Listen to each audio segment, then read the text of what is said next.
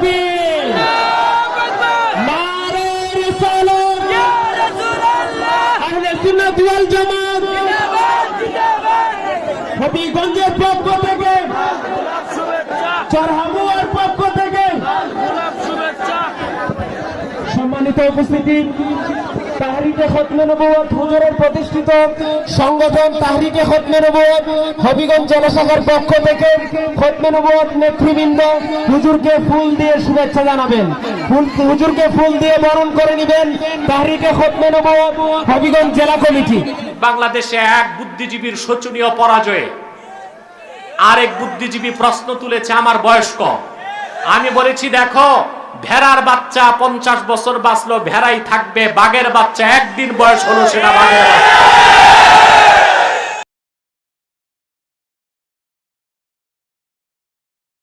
আল্লাযীনা আমানু সাল্লু আলাইহি ওয়া সাল্লিমু তাসলিমা। আল্লাহুম্মা সাল্লি আলা সাইয়্যিদিনা মাওলানা মুহাম্মদ ওয়া আলা আলি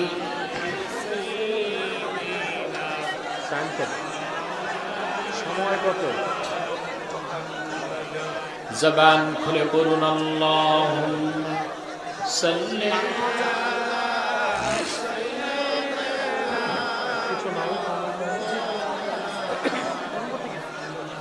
ওয়া আলা আলি।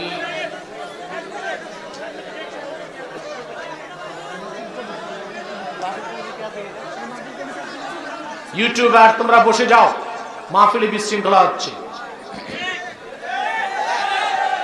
জবান খুলে বলুন, আল্লাহুম্মা সাল্লি আলা। সব বসে যাও।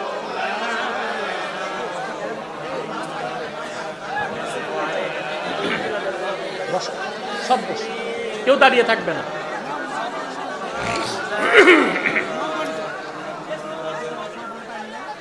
जहाँ रोज़े पाके खैरुल वरा है,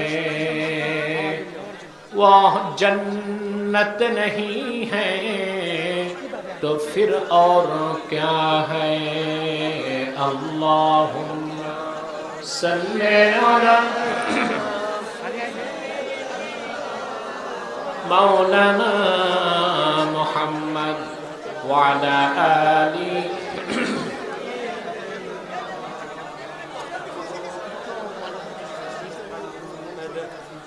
मदीना मदीना मोमिनों की गुनगुना है, दीदारे मदीना आशिकों की तमन्ना है। अल्लाहुम्मा सल्ली अला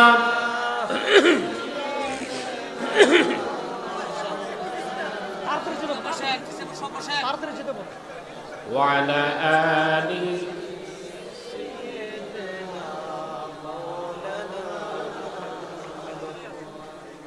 محمد رسول الله صلى الله عليه وسلم ختم الله به النبوة وحكم لا نبي بعده بلغ العلا بكماله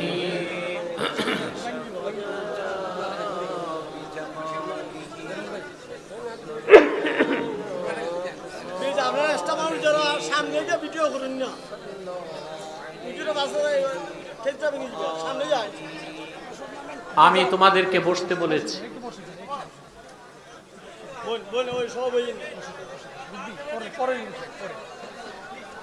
বসে যান, সবাই বসে যান।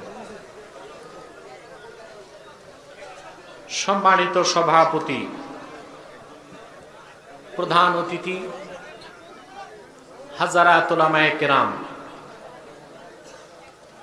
আজকের এই প্রত্যন্ত অঞ্চলে বিভিন্ন প্রান্ত থেকে আগত আমার ইমানদার মুসলমান ভাই ও বন্ধুগণ, সকলকে অন্তরের অন্তঃস্থল থেকে জ্ঞাপন করছি মোবারক। সবটুকুন শুকরিয়া আল্লাহ সুবহানাহু ওয়া তাআলার জন্য, যিনি আজকের এই মুতাবাররাক মাহফিলে আমাদেরকে আসার অবসর তৌফিক দয়া করে ভিক্ষা দান করেছেন। সেজন্য আসুন আমরা সকলে একবার অবনত চিত্তে হৃদয়ের আবেগ অনুভূতি উজাড় করে সমবেত কণ্ঠে বলি আলহামদুলিল্লাহ। অগণিত অসংখ্য দরুদ ও সালাম আল্লাহর সৃষ্টির প্রধান আকর্ষণ, বিশ্বসভার সভাপতি, সকল নবী রাসূলগণের মাথার তাজ, শামসুল হিদায়াত, বদরুদ্দুজা, সাইয়্যিদুস সাকালাইন, ইমামুল মুরসালিন, খাতামুন নবিয়্যিন ওয়াল মুরসালিন, আফতাবে নবুওয়াত, শাহানশাহে রিসালাত, সরকারে দো জাহাঁ, সুলতানুল মদিনা, নবিয়ুল আম্বিয়া, হুজুরে আকরাম, নূরে মুজাসসাম, নূরুন আলা নূর, সাইয়্যিদিনা হাবিবিনা শফিঈনা মাওলানা মুহাম্মদ সাল্লাল্লাহু আলাইহি ওয়াসাল্লামার উপর আল্লাহ জাল্লা যিকরু ওয়া আম্মা নাওয়ালু, যাকে আজ থেকে ১৫০০ বছর আগে প্রেরণ করেছেন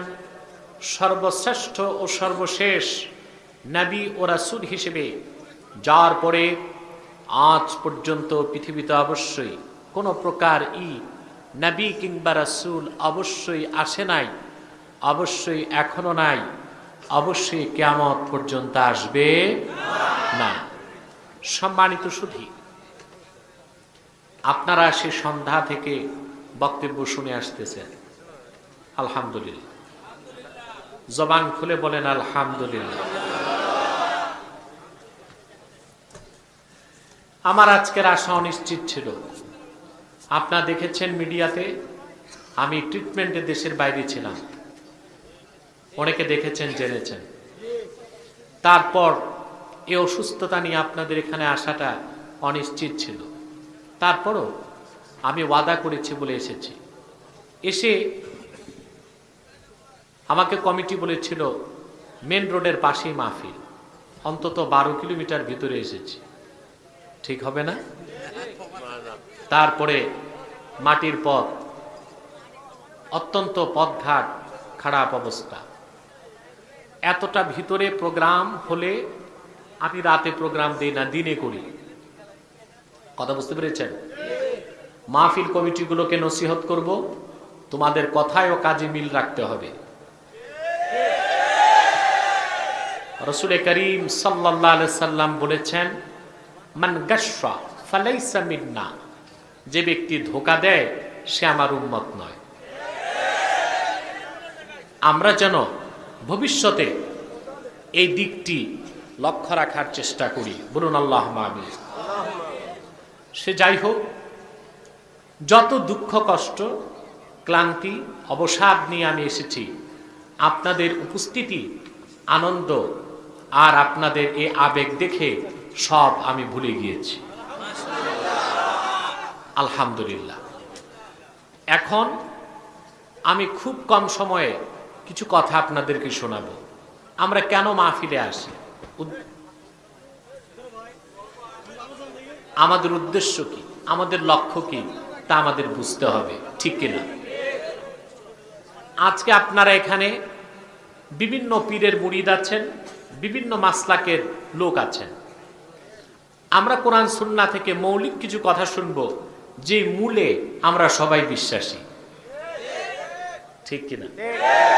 যে মূলে আমরা সবাই বিশ্বাসী, সেই লক্ষ্যে কোরআন কারীম থেকে একটি সূরা আমি আপনাদের সামনে তেলাওয়াত করেছি। সূরাটি আমরা জানি সূরাতুল আসর। বলুন তো কি? আকৃতিতে সূরাটি খুব ছোট, কিন্তু তার ব্যাখ্যা অনেক ব্যাপক। সুবহান, ব্যাখ্যা অনেক ব্যাপক। আমরা এই সূরাটিকে কেন্দ্র করে কিছু কথা শুনবো ইনশাআল্লাহ, যদি আল্লাহ পাক আমাদেরকে তৌফিক দান করে। ভূমিকাতে একটি কথা বলবো, এখানে যারা এসেছেন আজকে আপনারা কোরআন কারীমকে কেন্দ্র করে মাহফিলটিকে জনসমুদ্রের রূপ দিয়েছেন। আলহামদুলিল্লাহ। এই যে এসেছেন, আসার পেছনে পার্থিব, জাগতিক, সামাজিক, আর্থিক, রাজনৈতিক কোনো স্বার্থ আমাদের নেই।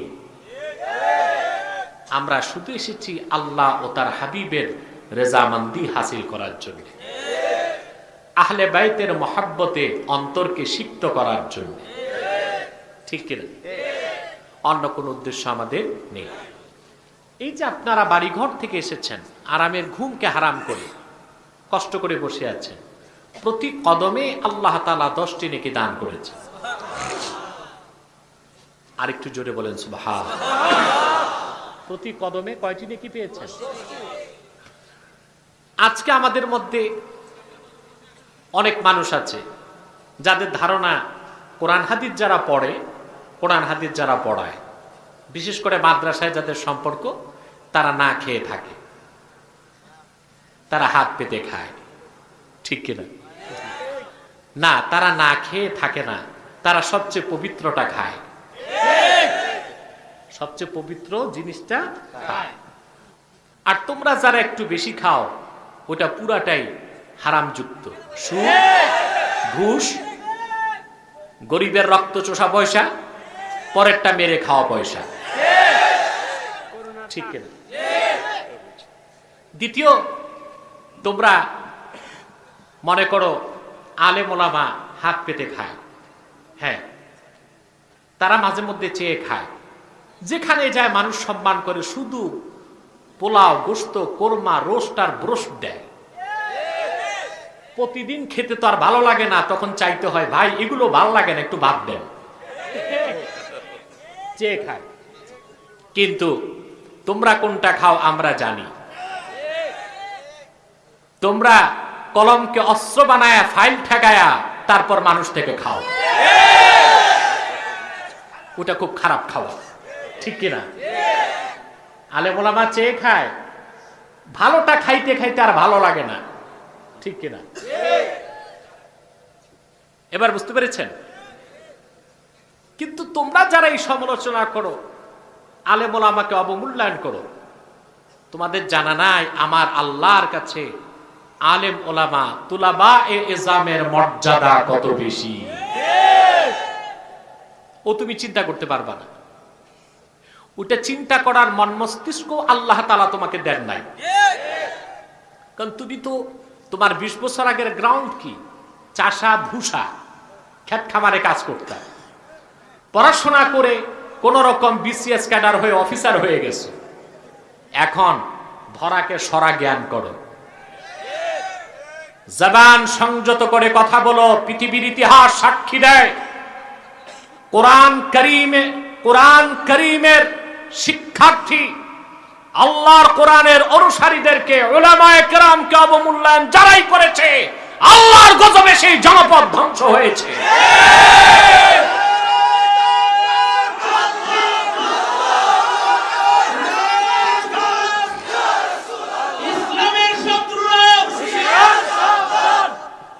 আমার ভাইরা, কোরআন সুন্নাহ যারা শিখে তাদের মর্যাদা কত বেশি তা ভাষায় ব্যক্ত এখন করা যাবে না। আপনারা যারা 2 ঘন্টার জন্য কোরআন কারীম শিখতে এসেছেন, আপনারা কোথায় পৌঁছেছেন তা কি চিন্তা করেছেন? সুবহান। জবানটা খুলে বলেন সুবহান। কি সম্মান পেয়েছেন? হাদিস সাক্ষী। আল্লাহর হাবিব ইরশাদ করেছেন,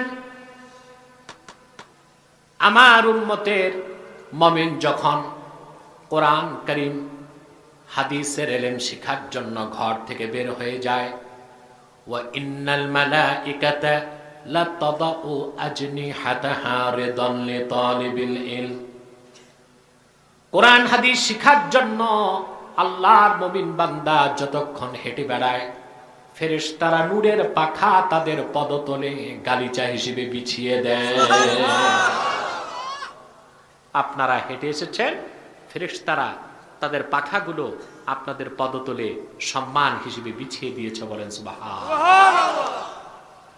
মন্ত্রী এমপি হলে লাল গালিচার সংবর্ধনা পাওয়া যায়, ওই পাটের চটের তৈরি গালিচা সেটা তারা পায়। আপনারা হেঁটে এসেছেন, ফেরেশতার পাখাগুলো গালিচা হয়ে আপনাদের পদতলে ছিল। সুবহানাল্লাহ। এতে আপনারা খুশি না বেজার?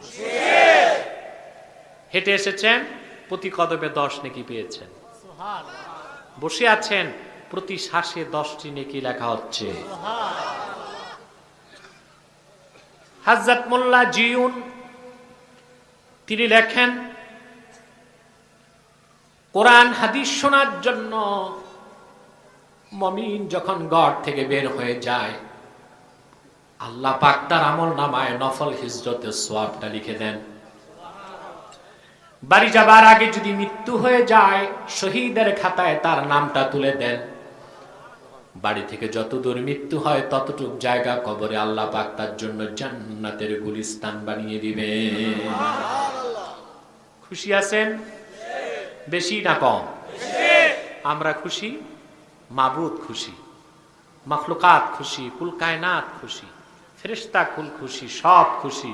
শুধু বেজার শয়তান। বেজার কে? আর শয়তানের চালাচামুন্ডারা। আর একটু বেজার কমিটি দেরি করে এসেছি।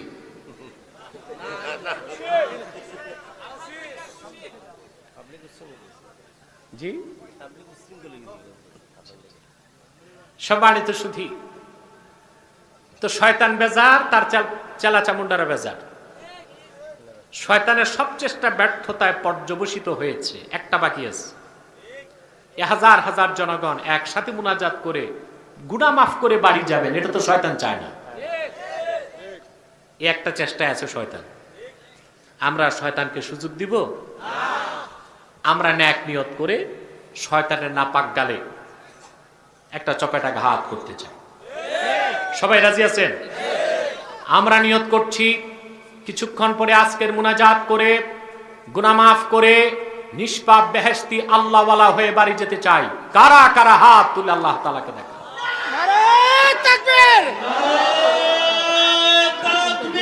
আল্লাহু আকবার! নারে রিসালাত! ইয়া রাসূলুল্লাহ! আহলে সুন্নাত ওয়াল জামাত! জিন্দাবাদ জিন্দাবাদ!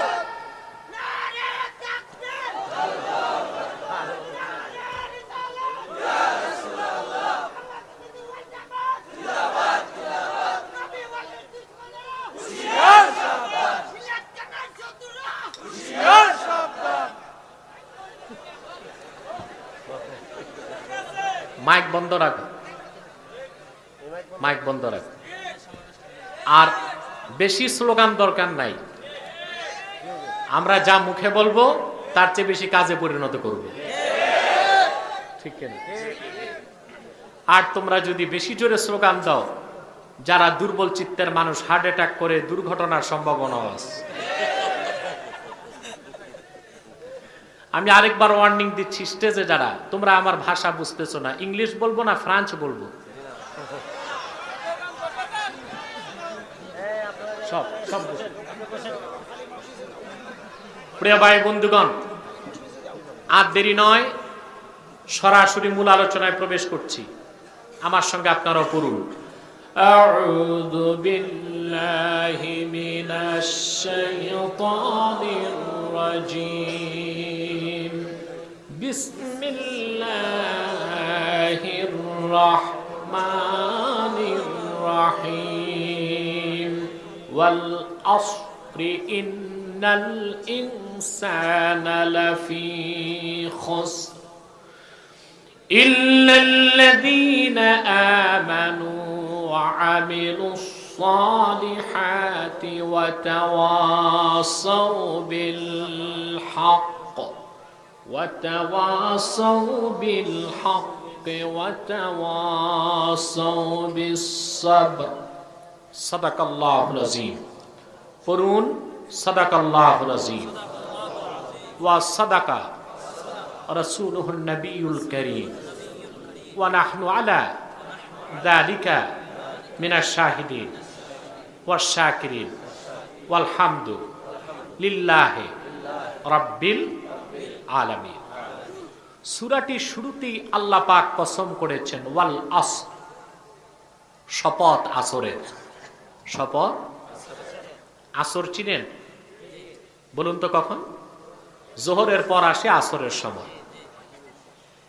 মুফাসসিরগণ তাদের মতগুলো উল্লেখ করেছেন। কেউ বলেছেন এখানে আসর অর্থ ওয়াক্তুল আসর, আসরের সময়। কেউ বলেছেন আসর দিয়ে আল্লাহ বুঝিয়েছেন ইয়াউমুস সাআ, কিয়ামত দিবসকে। কেউ বলেছেন আসর অর্থ আদ-দাহর, যুগকে বলেছেন। সবচেয়ে নির্ভরযোগ্য তাফসীর করেছেন আব্দুল্লাহ ইবনে আব্বাস রাদিয়াল্লাহু তাআলা আনহুমা। তিনি বলেছেন আল ওয়াক্তু বা'দা জাওয়ালিশ শামসে ক্বাবলা গুরুবিহা, সূর্য পশ্চিম দিকে অস্তমিত হবার পরে পশ্চিমে ডুবে যাবার আগ পর্যন্ত যে ছোট্ট সময় যখন আমরা 4 রাকাত নামাজ পড়ি, সেই সময়টিকে বলা হয় আসর। আল্লাহ পাক সে সময়টির কসম করে সূরাটিতে বক্তব্য শুরু করেছেন। সুবহান। প্রশ্ন হলো লিমাযা আকসামাল্লাহু বিওয়াক্তিল আসর, আল্লাহ আসরের কসম করলেন কেন? এখানে রাতের কসম করতে পারতেন, একটু লম্বা, ঠিক কিনা? জোহর মোটামুটি টাইম, ঠিক কিনা? অন্যান্য জায়গায় করেছেন না? রাতের কসম, সকালের কসম, দুপুরের কসম, বিকালের কসম, সব সময়ের কসম তিনি করেছেন, যেমন কোরআনে অন্যত্র বলেছেন কাল্লা ওয়াল কমরি ওয়াল লাইলি ইদ আদবারা ওয়াস সুবহি ইযা আসফার ইন্নাহা লা ইহদাল কুবার। না, চাঁদের কসম এবং রাতের কসম তা যখন পশ্চাৎগামী হয়, সুবহানাল্লাহ। সকালের কসম তা যখন উদ্ভাসিত হয়। তিনি রাতের কসম করেছেন, সকালের কসম করেছেন, সুবহানাল্লাহ। অন্যত্র কসম করেছেন ওয়াদ-দুহা ওয়াল-লাইলি ইযা সাজা মা ওয়াদ্দা'আকা রাব্বুকা ওয়া মা ক্বালা। কসম হলো সেই দোহার, দোহা হলো জোহরের আগে, ঠিক জোহরের আগ সময় যখন আমরা আওয়াবিন নামাজ পড়ি, চাশতের নামাজ। কোন নামাজ? এশরাক, এশরাকের পর কি? চাশ। নাস্তার সময় নামাজ পড়েন, নফল নামাজ আছে না? ওটাকে হাদিসে আওয়াবিনও বলা হয়েছে, মুসলিমে সালাতুল আওয়াবিনা হিনা তারমাদুল ফিসাল। আওয়াবিন নামাজ তখন যখন উটের বাচ্চা গরমে অস্থির হয়ে যায়। আল্লাহ পাক বিভিন্ন সময়ের কসম কোরআন কারীমের মধ্যে করেছেন, ঠিক কিনা? সূরাতুল আসরে করলেন আসরের কসম। কোন সময়ের কসম? আমার দিকে তাকান, ভালো করে তাকান, ডানে বামে ডিস্টার্ব করবেন না। জায়গা পাচ্ছেন না যারা, দাঁড়িয়ে থাকুন। দাঁড়িয়ে থাকলে আমার মনে হয় সওয়াব বেশি পাবেন। আর যারা আগে এসছে তারাই বসবে, পরে যারা আসছে দাঁড়িয়েই তো থাকতে হবে, কি বলেন? শুনেছিলাম ঢাকাতে একটা বাস সার্ভিস ছেড়েছিল, ওখানে একই বাসে টিকিট ছিল 1 টাকা, 8 আনা, 4 আনা, বুঝলেন? তো যারা বুদ্ধিমান তারা 1 টাকার টিকিট নিয়ে বসলো, যারা একটু কম জ্ঞানী তারা 8 আনার টিকিট, আর বেশি চালাক যেগুলো এগুলো 4 আনার টিকিট নিয়েছে। কিছু দূর যাওয়ার পর বাস বন্ধ হয়ে গেছে। কন্ডাক্টর হেডে গলায় ঘোষণা দিছে 1 টাকার টিকিট যাদের বাসে বসে থাকেন, 8 আনার টিকিট যাদের বাস থেকে নেমে দাঁড়িয়ে থাকেন, 4 আনার টিকিট যাদের বাস ধাক্কান। তবে সেই হিসাবটা মাহফিলে চলবে না। যারা পরে এসছেন তারা আছেন, সওয়াব বেশি পাচ্ছেন, ঠিক কিনা? তবে ডিস্টার্ব করার সুযোগ নাই, মন দিয়ে শুনেন কথাগুলো। আল্লাহ পাক সময়ের কসম কেন করেছেন? সুবহানাল্লাহ। সময় হলো আল্লাহর সৃষ্টির মধ্যে অন্যতম একটি কুদরত। আজও বিজ্ঞান সময় যে কি তা খুঁজে পেল না। যতটুক পেয়েছে বিজ্ঞান তার চেয়ে অনেক উন্নত, সমৃদ্ধ এবং চূড়ান্ত ব্যাখ্যা সময়ের ব্যাপারে কোরআন দিয়েছে বিজ্ঞানেরও 1500 বছর আগে। সুবহানাল্লাহ বলেন, সুবহানাল্লাহ।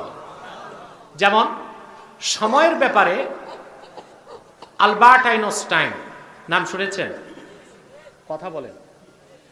আধুনিক বিজ্ঞানের জনক বলা হয় আলবার্ট আইনস্টাইনকে। পুরনো বিজ্ঞানের জনক বলা হয় অ্যারিস্টটলকে। আধুনিক বিজ্ঞানের জনক বলা হয় আইনস্টাইনকে। মার্কিন বিজ্ঞানী, জন্মসূত্রে ইহুদি, কিন্তু তার জীবনে সবচেয়ে বেশি সে পড়তো আল্লাহর কোরআন। তার একটা থিসিস আছে, the space and time, the space and time. সে আজ থেকে 70 বছর আগে থিসিস লিখেছে যে সব জায়গায় সময় একরকম নয়, সব জায়গায় সময়। সে বলেছে একটা জাগতিক সময়, একটা মহাজাগতিক সময়। যেমন সে বলেছে কোনো মানুষকে যদি একটি চোঙ্গার ভিতরে ভরা হয়, তারপর যদি ফোর্স ক্রিয়েট করা হয়, লোকটি উপরের দিকে যাবে। তার গতি যদি সেকেন্ডে 7 কিলোমিটার হয়, ঘন্টায় 29,000 কিলোমিটার গতিতে মানুষটি মহাশূন্যে যদি যেতে থাকে, পাওয়ার অফ গ্রেভিটেশন, মধ্যাকর্ষণ শক্তি তাকে আটকাতে পারবে না। এক সময় দূরবর্তী কোনো নক্ষত্রে যে এসে থাকবে 2 বছর, পৃথিবীতে ফিরে আসলে লোকটি দেখবে তার বয়স পার হয়েছে 2 বছর, পৃথিবীর বয়স পার হয়েছে 200 বছর। স্থান সময় ভিন্ন ভিন্ন। এটা কি আইনস্টাইন বলেছে দুইটা সময়, একটা জাগতিক, একটা মহাজাগতিক। আইনস্টাইনের জন্মের 1,500 বছর আগে মুহাম্মদ সাল্লাল্লাহু আলাইহি সাল্লামের উপর অবতীর্ণ কোরআনে আল্লাহ কি বলেছেন তা যখন দেখলো বিজ্ঞান, তার চক্ষু কপালে উঠে গেছে। সময়ের ব্যাপারে আল্লাহ তাআলা বলেন তা'আরুজুল মালাইকাতু ওয়ার রূহু ইলাইহি ফি ইয়াউমিন কানা মিকদারুহু 50,000 সানা। যে কিয়ামতের দিন ফেরেশতা এবং রূহু আল্লাহর দিকে উঠবে, সেই দিনটি হবে পৃথিবীর সময়ের 50,000 বছরের সমান। কত? সুবহানাল্লাহ। এটা আল্লাহ নাজিল করেছেন সূরা মাআরিজ 4 নম্বর আয়াতে। আইনস্টাইন পেল দুইটা সময়, জাগতিক মহাজাগতিক। আল্লাহ 1,500 বছর আগে বলে দিচ্ছেন না, সময় 3 রকম, জাগতিক, মহাজাগতিক, পরজাগতিক। পরকালের একদিন হবে দুনিয়ার 50,000 বছরের সমান। তাহলে বিজ্ঞান আগে না কোরআন আগে? সর্বশক্তি দিয়ে বলতে হবে বিজ্ঞান আগে না কোরআন আগে? চূড়ান্ত কি বিজ্ঞান না কোরআন? সময় যে কি, সুবহানাল্লাহ, এটা ইসলামী ব্যাখ্যা দিয়েছে, আর কেউ ব্যাখ্যা দিতে পারে নাই। রাসূল করিম সাল্লাল্লাহু আলাইহি ওয়াসাল্লামের একটি হাদিস সহিহ বুখারীতে এসেছে। আল্লাহর হাবিব ইরশাদ করেছেন লা তাসুব্বুদ দাহরা ফাইন্নাল্লাহা হুয়াদ দাহার। যুগকে গালি দিও না, সময়কে গালি দিও না, আল্লাহ হচ্ছেন সময় নিয়ন্ত্রণকারী। সেজন্য মানুষ যখন যুগ বা সময়কে গালি দেয়, গালিটা নিয়ন্ত্রণকারী যিনি মহান আল্লাহর উপর চলে যায়। সময়কে গালি দেওয়া হারাম। গালি দেওয়া কি? যুগকে গালি দেওয়া কি?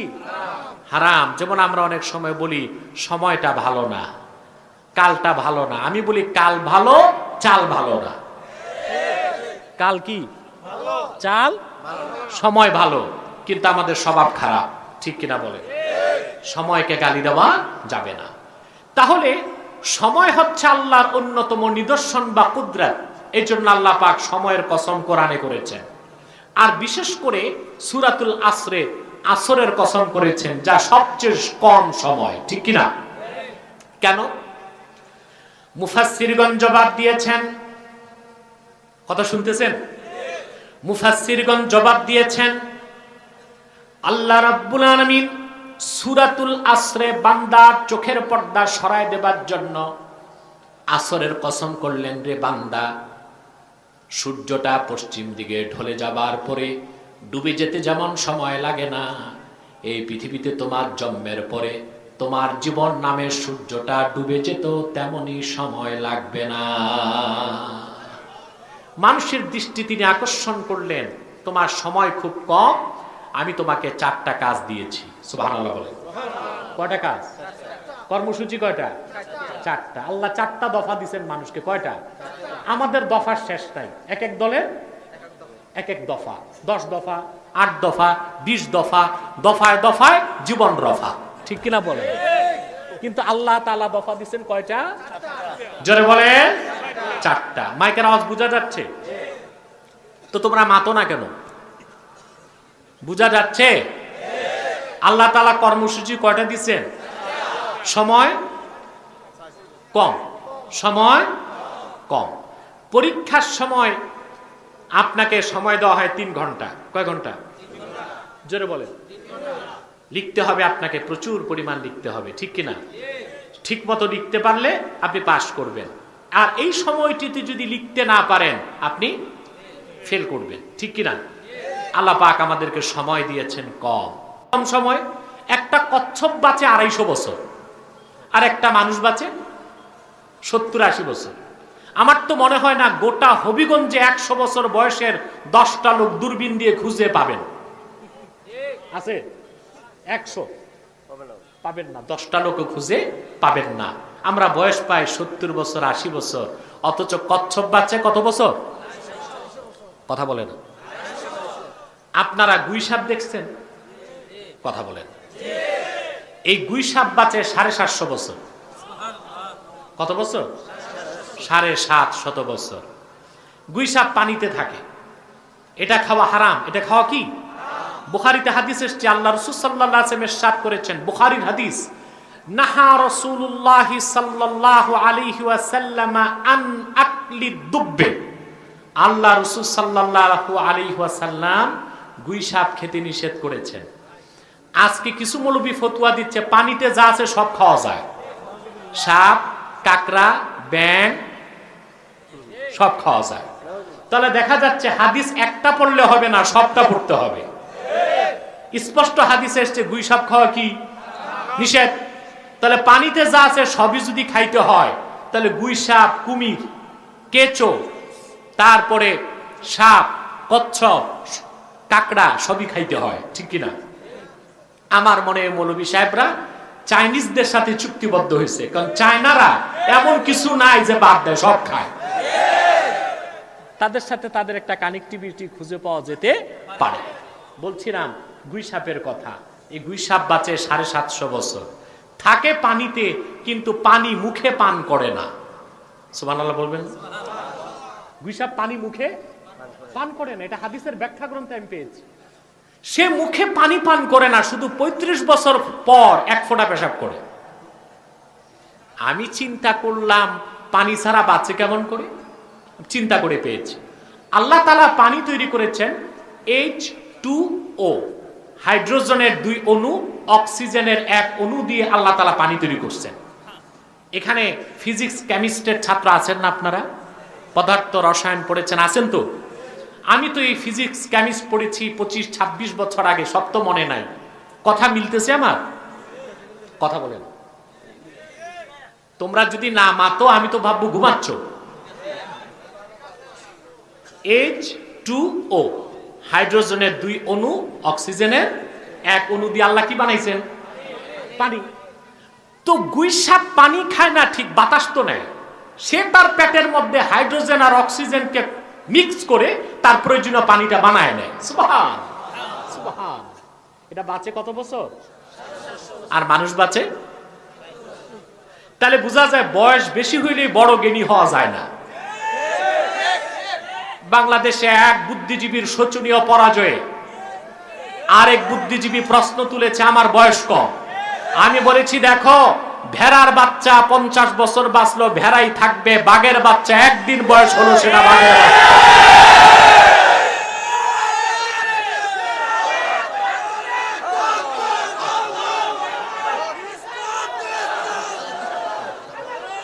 আমার ভাইরা, আহলে বাইতের আশিক তোমরা, আল্লাহর হাবিবের নাতি ইমাম হাসান ও হোসেনের ভালোবাসা যাদের হৃদয়ে আছে, মনে রাখো বাংলাদেশের ক্রান্তিকালে একটি স্লোগান শিখায় দেই, মাসলাক যার যার, দ্বীন ইসলাম সবার। বাংলাদেশে দ্বীন ইসলামের বিপক্ষে কাফের মুশরিক বেঈমানদের সমস্ত চক্রান্তকে মাটির সাথে ধূলিসাৎ করে দিতে সকল মাসলাকের উলামায়ে কেরামকে ঐক্যবদ্ধ হতেই হবে, হতেই হবে, হতেই হবে বাংলাদেশে।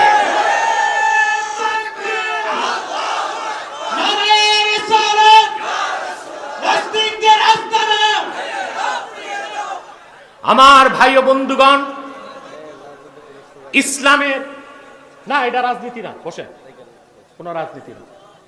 যেটা নাস্তিক ওটা কোন রাজনীতির সাথে সম্পর্ক নাই, কোন ধর্মের সাথে সম্পর্ক। আবার স্লোগানটি মনে করায় দিচ্ছি, মাসলাক যার যার, দিন ইসলাম সবার। দিন ইসলাম যখন থাকবে দেশে, আমরা আমাদের সুন্নিয়ত প্রতিষ্ঠা করতে পারবো, আমরা আমাদের মাসলাকের কাজ করতে পারবো। বাংলাদেশে এখন একদল চক্রান্ত করছে ডি ইসলামাইজেশন, অর্থাৎ ইসলাম মুক্ত বাংলাদেশ কিভাবে গড়া যায়। যদি সেই ক্ষেত্রে তোমাদের দৃষ্টি না থাকে, এমন অন্ধকার ভবিষ্যৎ তোমাদের দেখতে হবে যে অন্ধকারের ঘুমট কালো মেঘ কোনোদিন তোমাদের মাথার উপর থেকে সরবে না। সবকিছুর ঊর্ধ্বে আমাদের কাছে দিন ইসলাম, ঠিক কিনা? তারপর যার মাসলাক তার কাছে, যার মাসলাক। আমার টুপি এটা আমার টুপি আমি তোমাকে চাপায় দিব না।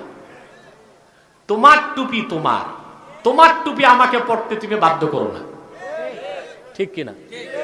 তোমার পীরের সবক তুমি পালন করো, আমার পীরেরটা আমি পালন করব, ঠিক কিনা?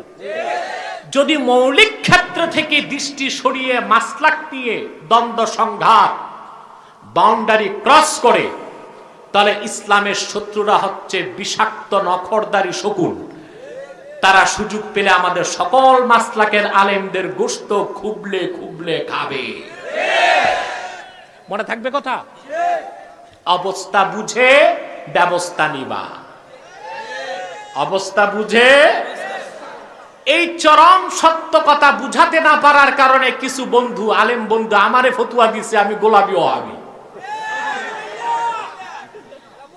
এখন আমি যদি গোলাপি ওহাবি হইতো বাংলাদেশে সুন্নিকে।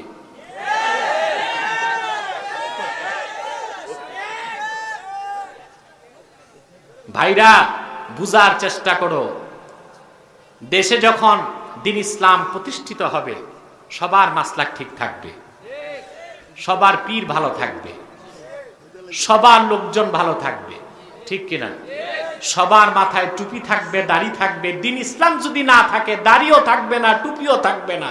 কোথায় যাবে পাস করলি, কোথায় লম্বা, কোথায় গোল, একটাও তো থাকবে না। কথা বলে? আজকে আমরা মাসলাক ভাগ করেছি টুপি দেখে। ওনার করলি 5টা, আমার 7টা, আমারটা লম্বা তারটা গোল, আমারটা সাদা তারটা কালো। টুপির ক্ষেত্রে লাল সারা যে রঙের মঞ্চ আপনি লাগান, ঠিক কিনা? যত দামি টুপি পরবেন তত ভালো লাগবে। কথা বলেন না? যত দামি টুপি পরবেন তত ভালো লাগবে। কিন্তু এখানে যদি আপনি বাঁকা চোখে তাকান, টুপি তো আমার মতো না, সালাম দেওয়ার আগে টুপি দেখে, মিলে কিনা, ঠিক কিনা? সালাম দেওয়ার আগে কুর্তা দেখে, আমার দরবারের কুর্তার মতো কুর্তা কিনা। জুব্বা এবার বোতাম গোনে, বোতাম কি 1টা না 3টা, কানি কাটা না বন্ধ। ভাই, ইসলাম তো আপনার এই কঠোরতা দেয় নাই। আপনার লেবাসটা কাফের মুশরিকের মতো না হলেই চলবে, ঠিক কিনা? যদি জুব্বা পড়ার পর ফতুয়া খোঁজেন, তাহলে যে প্যান্ট শার্ট লাগায় ও তো ঢোল পিটাবে খুশিতে, জানি ভালো আছে। জুব্বাও নাই, ফতুয়াও নাই, জুব্বাও নাই, এই কথাগুলো বুঝেন? কথা বলে না। তাহলে বয়সের দ্বারা যোগ্যতা নির্ণীত হবে না যোগ্যতা দিয়ে? জ্ঞানের মানদণ্ড বয়স না শিক্ষা? জোরে বলেন। এটার জবাব আর আমার দেবার প্রয়োজন হয় নাই। বাংলাদেশের কোরআন প্রিয় মুসলমানরা ওইসব বুদ্ধিজীবীকে ঝাড়ু দিয়া সোশ্যাল মিডিয়াতে পিটাইয়া দুরস্ত করে দিচ্ছে। সারা দেশ ঐক্যবদ্ধ হবার একটি স্বপ্ন দেখছে। আল্লাহ যেন কবুল করে। সাউন্ডটা একটু ক্লিয়ার হবে, একটু বাড়বে, ইকো চলবে না। প্রিয় ভাই বন্ধুগণ, তাহলে দেখেন তো আমাদের বয়স বেশি না কম? আল্লাহ ইঙ্গিত করছেন ওয়াল আসর, শপথ আসরের। আসরের সময় যেমন কম, পৃথিবীতে তোমার বয়সটাও কম। এই কম সময়ে কাজ দিছেন কয়টা? দেখেন, প্রথম পড়লেন ইন্নাল ইনসানা লাফি খুসর, নিশ্চয় মানুষ ক্ষতির মধ্যে নিশ্চিত নিপতিত। এখানে যে আল ইনসান বললেন আল্লাহ তাআলা, আল ইনসান আলিফ লাম আছে না? জোরে বলো ভাই, আছে? মুফাসসিরগণ ব্যাখ্যা করেছেন, কেউ কেউ বলেছেন এটা আলিফ লাম আহাদ জেহনি, সব মানুষ ক্ষতিগ্রস্ত না, একটা দল ক্ষতিগ্রস্ত।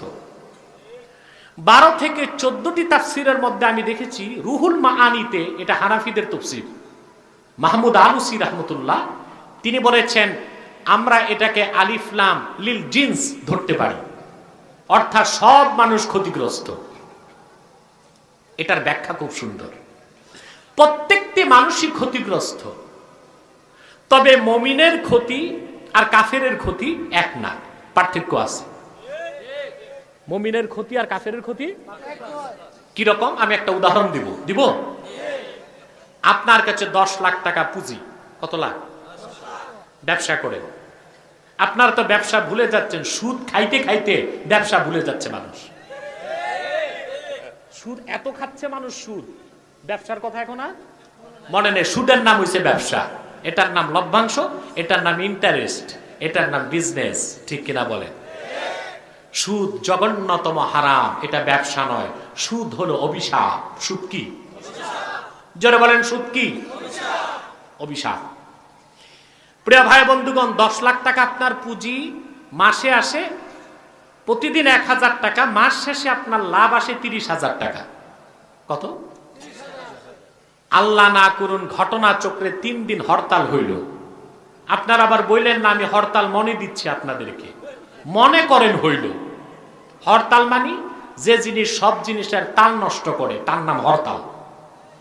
একটি রাষ্ট্র বেঁচে থাকতে 4টা জিনিস লাগে: এক্সপোর্ট, ইম্পোর্ট, ট্রান্সপোর্ট এবং প্রোডাক্ট, উৎপাদন। কয়টা জিনিস? জোরে বলে। আমদানি, রপ্তানি, উৎপাদন, পরিবহন। হরতাল দিলে 4টা বন্ধ হয়ে যায়, তখন দেশের ক্ষতি হয়। কি হয়? এখন মনে করুন হরতাল হয়ে গেল 3 দিন, মাস শেষে দেখলেন 3 দিন ব্যবসা বন্ধ ছিল, আপনার লাভ হয়েছে 27,000 টাকা। কত? কত ক্ষতি হয়েছে? কথা বলেন, এটা কেমন ক্ষতি? ক্ষতি না লাভের ক্ষতি? জোরে বলতে হবে। এটা কি? আবার পক্ষান্তরে মনে করুন আপনার হবিগঞ্জ সদর থেকে ট্রাক ভর্তি মাল উঠালেন 10 লাখ টাকার। কত টাকা যাচ্ছে? এটা ঢাকা যাত্রাবাড়ি। গভীর রাত ব্রাহ্মণবাড়িয়া বিশ্ব রোড যাওয়ার পরে ট্রাক ড্রাইভার ঘুমায় গেছে, আর ট্রাক ড্রাইভার 10 লাখ টাকার মাল সহ ট্রাক সহ চলে গেছে খালে। 10 লাখ গেছে কই? জোরে বলতে হবে। এটা কেমন ক্ষতি? আগাগোড়া ক্ষতি। আগেরটা ছিল কি? লাভের ক্ষতি। আর এটা মুমিনের ক্ষতি হলো লাভের ক্ষতি। ইমানের দৌলত যে ব্যক্তি সিনায় ধারণ করবে, মুহাম্মদ সাল্লাল্লাহু আলাইহি সাল্লামের খাতিরে আল্লাহ পাক কোন একদিন তাকে জান্নাত নসিব করবেন। অপরদিকে যে অবিশ্বাসী কাফের, ইমানের দৌলত থেকে বঞ্চিত, এই পৃথিবীতে কোনো নেক আমল তার কাজে আসবে না, পরকালে অনন্তকালের জন্য সে জাহান্নামে জ্বলবে। সেজন্য মুমিনের ক্ষতি আর কাফের অবিশ্বাসীর ক্ষতি এক নয়, ঠিক কিনা? আল্লাহ বলেছেন ইন্নাল ইনসানা লাফি খুসর, নিশ্চয়ই মানুষ নিশ্চিত ক্ষতিগ্রস্ত। আর অধিক সংখ্যক মুফাসসিরের মতে আলিফ লাম আহাদ জেহনি, সবাই ক্ষতিগ্রস্ত না, একটি দল ক্ষতিগ্রস্ত আর একটি দল লাভবান। কোন দলটি লাভবান, কোন দলটি ক্ষতিগ্রস্ত, আল্লাহ নিজে ব্যাখ্যা করে দিয়েছেন। ইল্লাল্লাযীনা আমানু ওয়া আমিলুস সালিহাত, তারা ক্ষতিগ্রস্ত নয় যারা ঈমান আনয়ন করলো, ওয়া আমিলুস সালিহাত, নেক আমল করলো, ওয়া তাওয়াসাউ বিল হক, পরস্পর পরস্পরকে সত্যের উপদেশ দিল, ওয়া তাওয়াসাউ বিস সাবর, পরস্পর পরস্পরকে ধৈর্যের উপদেশ দিল।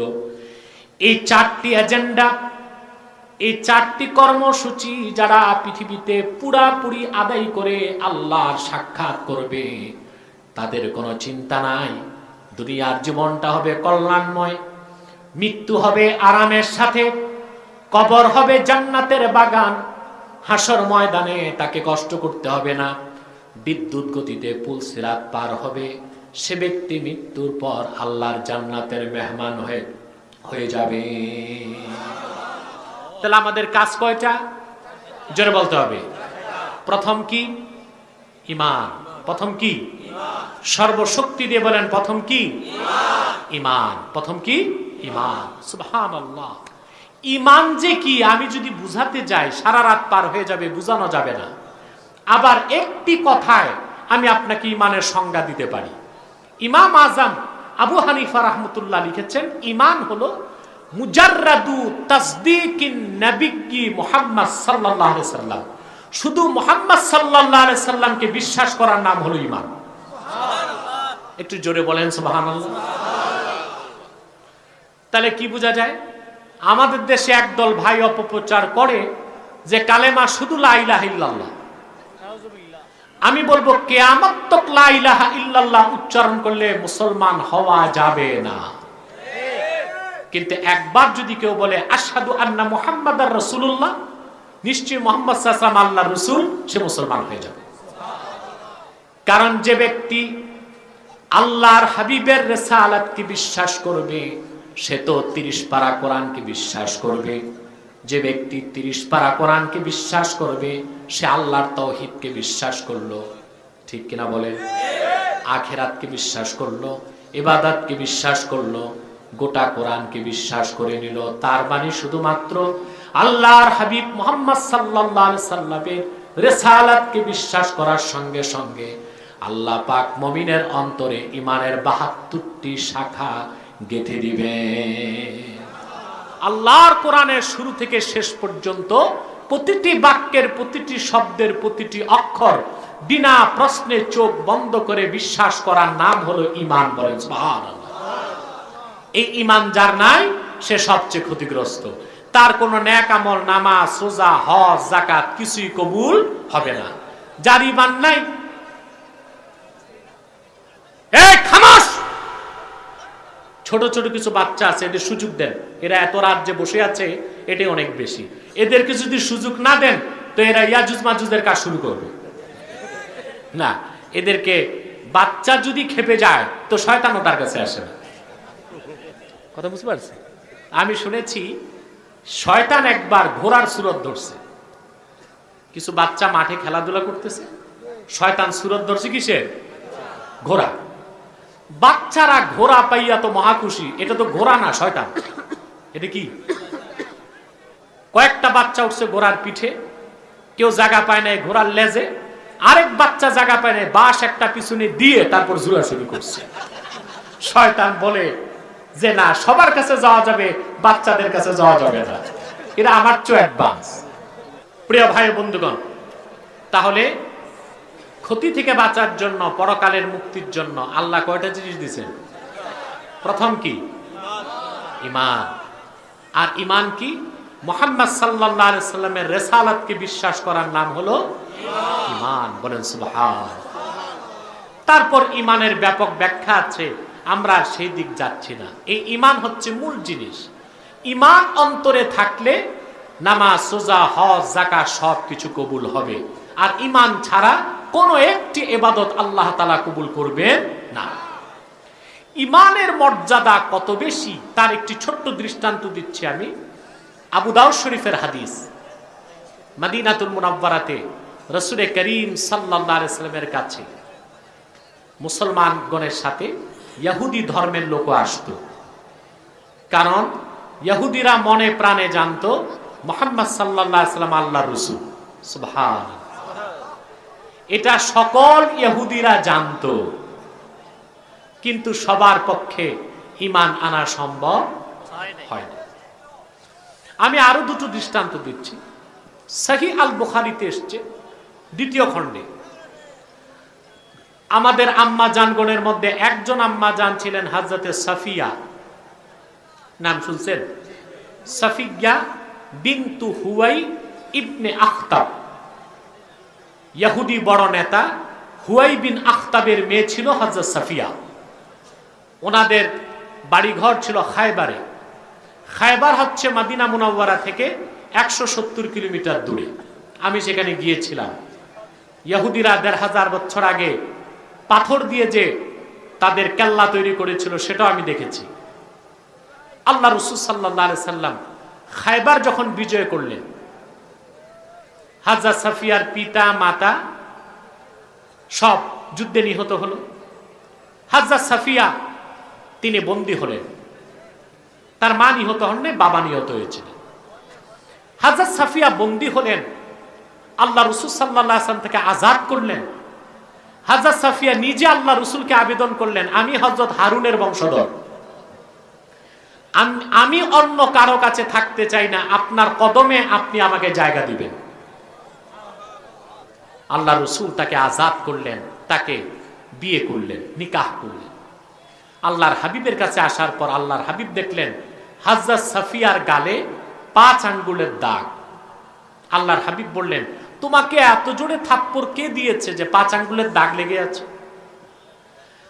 হাজরা সাফিয়া বললেন, ইয়া রাসূলুল্লাহ, ইয়া হাবিবাল্লাহ, আপনি খায়বারকে বিজয় করার আগের রাতে আমি স্বপ্নে দেখলাম পূর্ণিমার চাঁদ আকাশ থেকে নেমে আমি সফিয়ার ডান কোলে চলে এসেছে।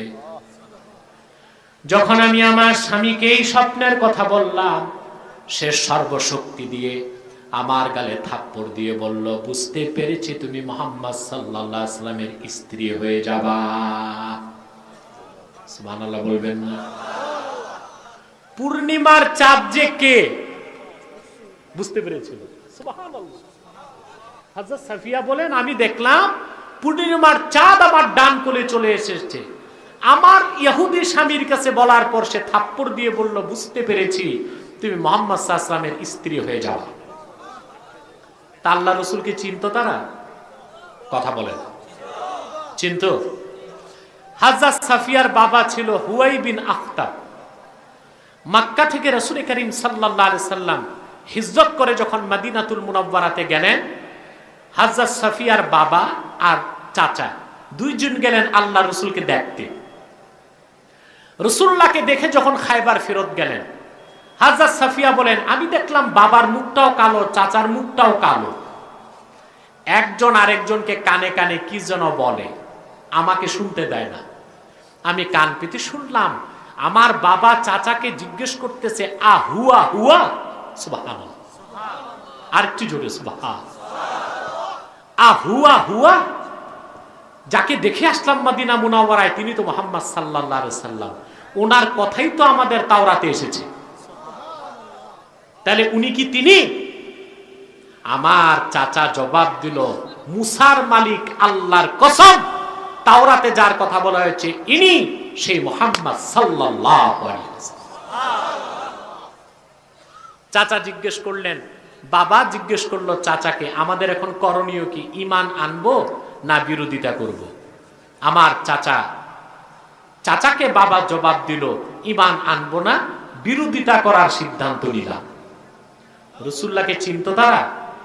কথা বলেন, চিনতো? এক ইহুদি যুবক মদিনা মুনাওয়ারায় রাসূলুল্লাহর কাছে বেশি বেশি আসতো। একদিন দেখা গেল যুবকটি আর আসতেছে না।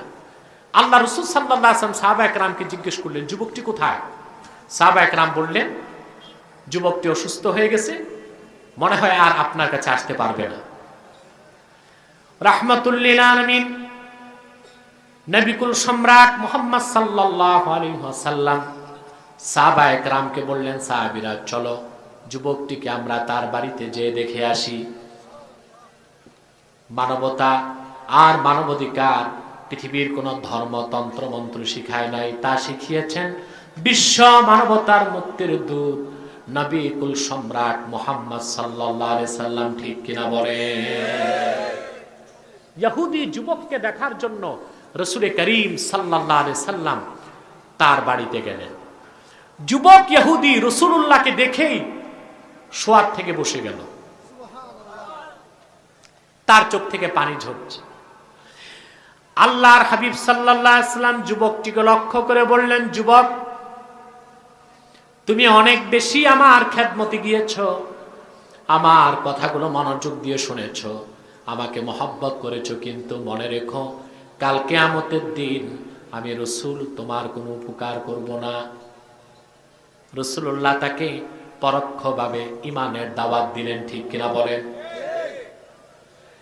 আবু দাউদ সাক্ষী, যুবকটি একবার রাসূলুল্লাহর চেহারা মুবারকের দিকে তাকায়, আরেকবার আকাশের দিকে তাকায়।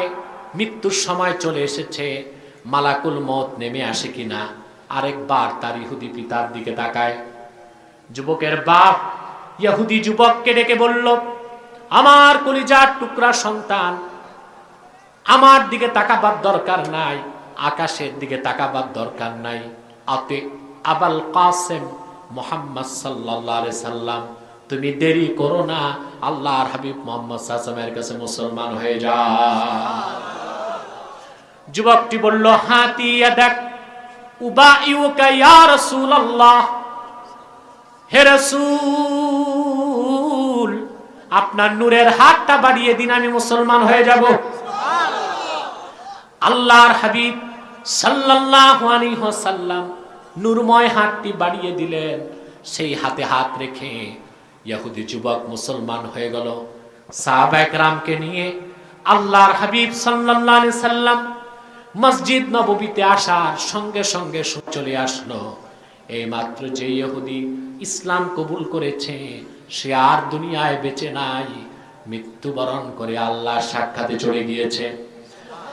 আল্লাহর হাবিব সাল্লাল্লাহু আলাইহি ওয়াসাল্লাম সাহাবায়ে কেরামকে বললেন, সাহাবীরা শোনো, জলদি করে যাও, তার গোসলের ব্যবস্থা করো, তাকে কাফন পরাও, জানাজা হবে, আমি রাসূল নিজে তার জানাজার নামাজে ইমামতি করব।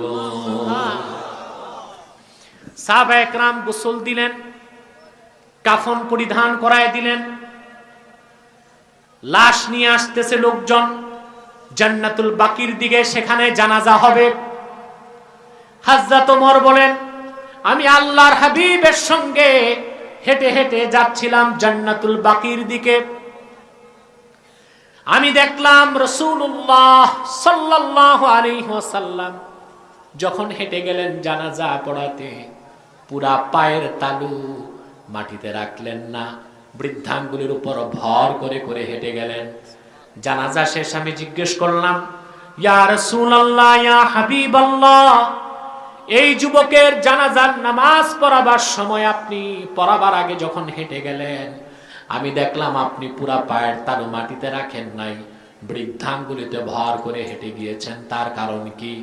নূর নবী আমার জবাব দিলেন, রে ওমর, এই মাত্র কিছুক্ষণ আগে যে ইহুদি ঈমান এনে মুসলমান হয়েছে, তার জানাজার নামাজে শরীক হবার জন্য আকাশের সব দরজা আল্লাহ পাক খুলে দিয়েছেন। এত বেশি ফেরেশতা মদিনা মুনাওয়ারার মাটিতে নেমে এসেছে তার জানাজা পড়তে। মা কাদারতু আন আদা বাতিনা কাদামাইয়া মিন কাসরাতিল মালায়েকা, ফেরেশতার আধিক্যের কারণে মদিনা মুনাওয়ারার মাটিতে আমি রাসূল পুরা পায়ের তালু রাখার জায়গা পাই নাই।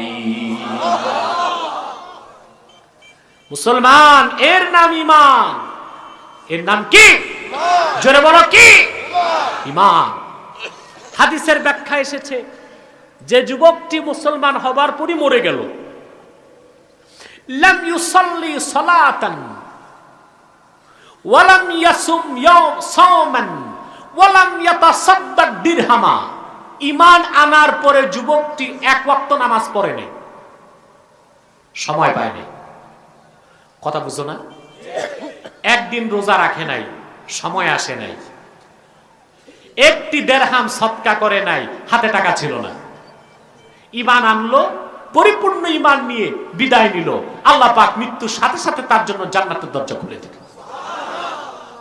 তাহলে আমরা কি ওইরকম ঈমান চাই? জোরে বলতে হবে, চাই।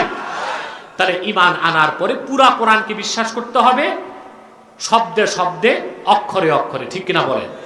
কোরআন বিশ্বাস করবেন কি যুক্তি তর্কের ভিত্তিতে, না চোখ বন্ধ করে? আমাদেরকে প্রতিশ্রুতিশীলরা গালি দেয় আমরা ধর্মান্ধ। আমরা কি? আমরা কি ধর্মান্ধ? জি, এক অর্থে ধর্মান্ধ। ধর্মান্ধ মানে যে ব্যক্তি ধর্মকে বিশ্বাস করে চোখ বন্ধ করে বিনা দলিলে, এই অর্থে আমরা ধর্মান্ধ হতে পারি। কারণ ইসলামকে বিশ্বাস করার ক্ষেত্রে আমরা কোনো দলিল তালাশ করি না, ঠিক কিনা? আবার আমাদেরকে গালি দেয় আমরা মৌলবাদী। আমরা কি? আমরা মৌলবাদী? জি অবশ্যই। আপনি দেখেন নাই লাইভ শো? আমার ব্যাখ্যাটা মেনে নিছে কিনা কথা বলেন। রেনেসা বিপ্লবের পর ইউরোপে খ্রিস্টানরা দুই ভাগ হয়ে গেল, একটা প্রোটেস্ট্যান্ট একটা ক্যাথলিক, একটা গির্জাপন্থী আর একটা রাষ্ট্রপন্থী। কথা বুঝতেছেন? গির্জাপন্থী খ্রিস্টান যারা গোড়া, তারা বলল আক্ষরিক অর্থে বাইবেল ঐশ্বরিক, ঈশ্বরের বাণী। যারা রাজনীতিবিদ তারা বলল না, অক্ষরে অক্ষরে বাইবেল ঈশ্বরের বাণী না। আমরা বলি বর্তমান বাইবেল কোন অর্থে ঈশ্বরের বাণী না। এটা হয়েছে হযবরল। কি হয়েছে? কথা বলে না। হযবরল বা জগা খিচুড়ি মার্কা একটা কিছু বলতে পারে।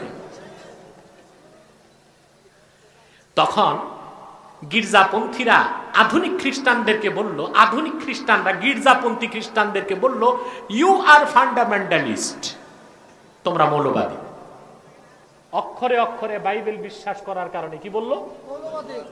এখন আমরা কোরআনকে অক্ষরে অক্ষরে বিশ্বাস করি, সেজন্য আমাদেরকে যদি মৌলবাদী বলা হয় অবশ্যই আমরা মৌলবাদী, আর সেই মৌলবাদী না হয়ে মুসলমান হবার সুযোগ নাই। তবে আমরা উগ্রবাদী নই। মৌলবাদ আর উগ্রবাদ এক জিনিস না। মৌলবাদ আর উগ্রবাদ এক জিনিস না। মৌলবাদী না হয়ে আপনি যদি মূল বিশ্বাস না করেন তো মৌলবাদী হবেন না, আর মূল বিশ্বাস না করলে মুসলমানও। কথা বুঝতে পারছেন? তাহলে আমরা পরিপূর্ণ মুমিন হব। রাজি আছেন? রাজি আছেন? তারপর কি? ওয়া আমিলুস সালিহাত, ঈমানের পর নেক আমল। সুবহানাল্লাহ। নেক আমল কারে বলে আমরা বুঝি না, না বুঝার কারণে আমরা নামাজও পড়ি, সুদও খাই। নামাজও পড়ি, ঘুষ খাই। নামাজ পড়ি, পাল্লায় ওজনে কম দিই। আর সবচেয়ে বেশি যেমন ডক্টর ইউনূস চালু করছে মাইক্রো ক্রেডিট, ক্ষুদ্র ঋণ, এটার নাম হচ্ছে ক্ষুদ্র সুদ। গ্রাম দেশে মাতবররা চালু করছে ক্ষুদ্র ঘুষ, ওটা ক্ষুদ্র সুদ। আর মাতবররা চালু করছে কি? মাতবররা মাতবরি করতে গেলে দুই দিক থেকে খায়, যে দিক বেশি খায় রায় ওই দিক যায়। এটা আছে? আছে? মাতবররাই বলতেছে আসছে। তাহলে ইউনূস সাহেব আমাদেরকে দিছে মাইক্রো ক্রেডিট, ক্ষুদ্র ঋণ মানে ক্ষুদ্র সুদ। আর আমার দেশের পঞ্চায়েত গুলোতে চলতেছে ক্ষুদ্র ঘুষ। আবার মাতবর সাহেব নামাজও পড়তেছে, আবার শোনা যায় হজও করছে। কথা বলেন। তার মানে সে নেক আমল বুঝে নাই। নেক আমলের ব্যাখ্যা হলো ইমতিসালুল আওয়ামির ওয়া ইজতিনাবুন নাওয়াহি। কোরআন হাদিসের সব হুকুম মানা, সব নিষেধ ছাড়া। যে নামাজ পড়বে সে সুদ খাবে না, যে হজ করবে সে ঘুষ খাবে না, যে রোজা রাখবে সে পাল্লায় ওজনে কম দিবে না, যার মুখে দাড়ি থাকবে, সুন্নতের আমল থাকবে, সে আরেকজনের জায়গায় দুই হাত ঢুকবে না। ঠিক কিনা? আমাদের দেশে কেস মামলা এত বেশি কেন? আমাদের মধ্যে প্রতারণা বেশি। উচ্চ আদালতে যে মামলা জমে গেছে ফাইল, তার যদি নিয়মতান্ত্রিক রায় হয় তো প্রায় 200 বছর সময় লাগবে। কত বছর? যদি এগুলো রায় সব হয় নিয়ম মোতাবেক কত বছর লাগবে? এখন আপনি মামলা করবেন, আপনার নাতির ঘরের পুতি যাইয়া মামলায় জিততেও পারে, ঠকতেও পারে। তাও কত বছর পরে? কেন এত মামলা? কেন মুসলমানে এত মামলা থাকবে কেন? মুসলমানকে আল্লাহ তাআলা কোরআন দিয়েছে, সুন্নাহ দিয়েছে, এর মানদণ্ডে সে বিচার করবে কোনটা ন্যায় কোনটা অন্যায়, কোনটা সত্য কোনটা মিথ্যা, কোনটা জায়েজ কোনটা না জায়েজ। ঠিক কিনা? শুধু কয়েক ওয়াক্ত নামাজ পড়লে আপনি নেককার হবেন না। আমলে সালেহ মানি সৎ কাজগুলো করতে হবে, অসৎ কাজগুলো ছাড়তে হবে। মনে থাকবে? কয়টা কাজ গেল? কয়টা? জোরে মাতো। কাজ দিচ্ছেন কয়টা আল্লাহ তাআলা? 3 নাম্বার কাজ ওয়াতাওয়াসাউ বিল হক। সুবহানাল্লাহ। হকের দাওয়াত। এই যে আমাদেরকে বলা হয় আলেমরা এত কথা বলে কেন, তা আলেমরা কথা বলবে না বলবে কি?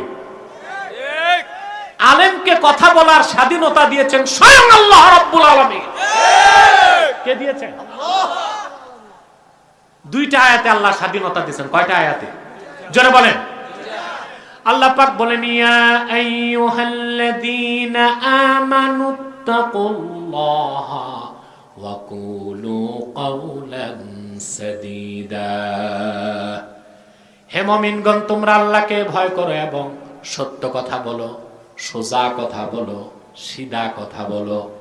তবে আমাদের দেশে কথা যত সিধা, কারো কারো হয় অসুবিধা। ঠিক কিনা? কারো কারো কি হয়? তখন কি হয়? সেন্সর করা হয়, এটা বলবেন এটা বলবেন না। এই যে এখানে লিখে দিছে জান্নাত জাহান্নামের বর্ণনা, মানে এর বাইরে কিছু বলা না। লিখতে হবে কোরআন সুন্নায় যা আছে সব বলেন, তাহলে ওয়াজে ওয়াজ হবে, আওয়াজ হবে না। ঠিক কিনা বলেন? সেই ওয়াজের দ্বারা সমাজ ও রাষ্ট্রের পরিবর্তন আসবে। আপনি জানেন রাষ্ট্রের চেয়ে বড় সমাজ। আমরা সমাজ ঠিক করব, অটোমেটিক রাষ্ট্র ঠিক হয়ে যাবে। রাষ্ট্র বড় না সমাজ বড়? আমি বিজ্ঞানের ছাত্র ছিলাম, কিন্তু আমি রাষ্ট্রবিজ্ঞান, অর্থনীতি এগুলো খুব পড়াশোনা করি আলহামদুলিল্লাহ।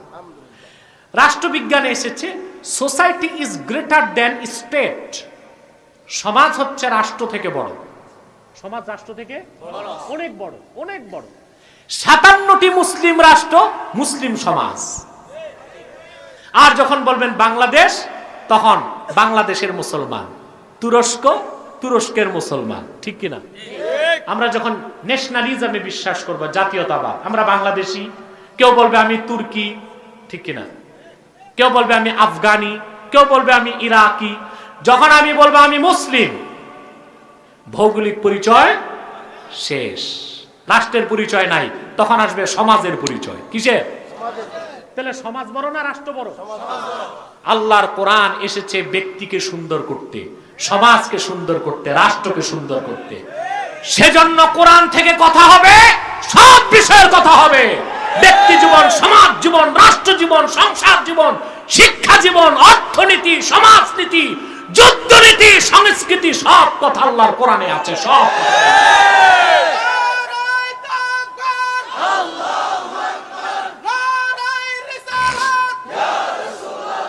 আমার প্রিয় ভাই ও বন্ধুগণ, আমার প্রিয় ভাই ও বন্ধুগণ, 3 নাম্বার কাজ কি?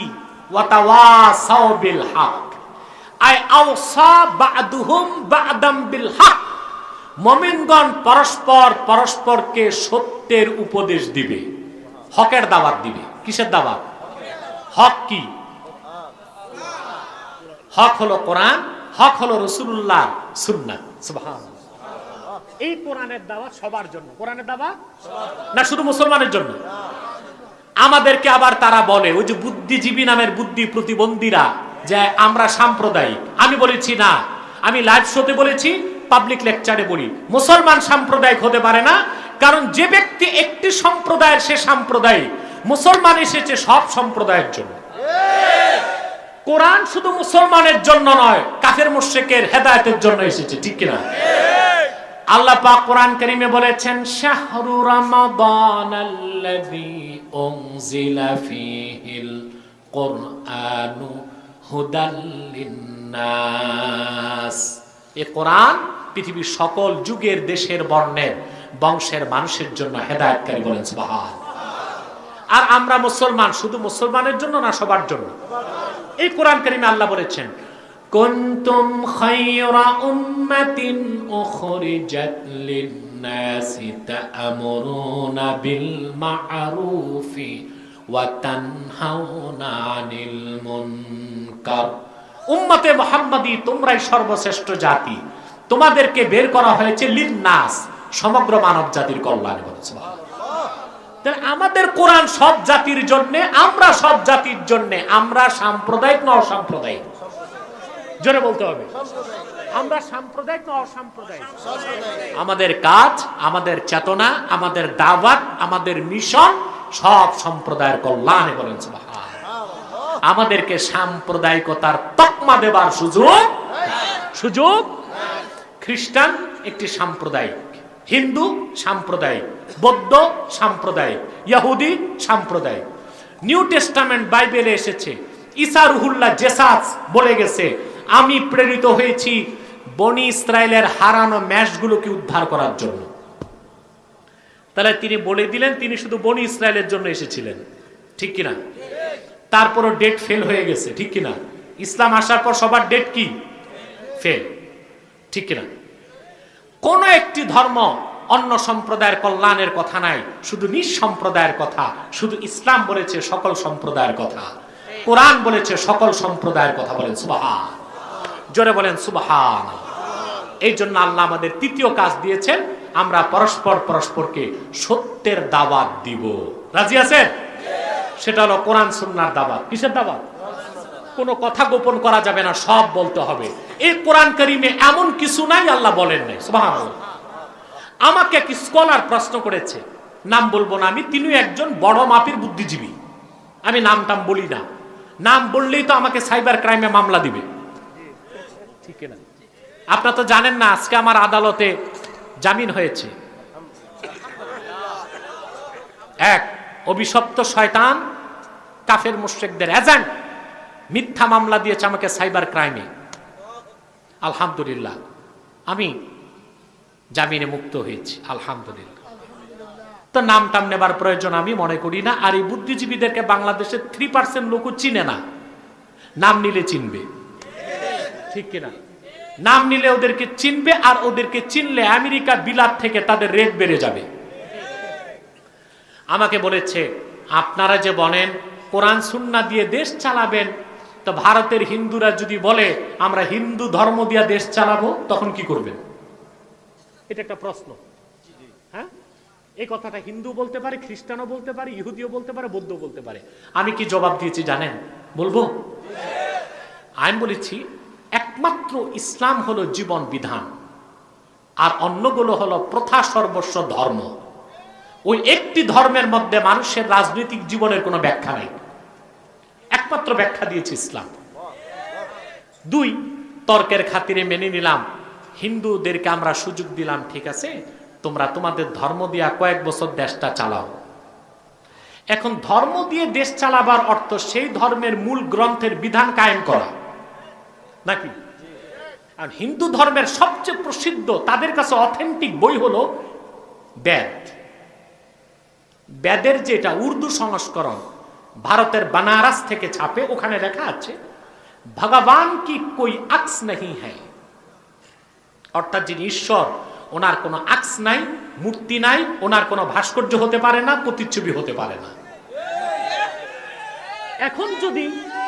এখন যদি হিন্দু ধর্ম দিয়ে তারা দেশ চালাতে চায়, প্রথমেই ধর্মগ্রন্থের আইন অনুযায়ী পূজা মণ্ডপ আর মূর্তি সব ভাঙতে হবে।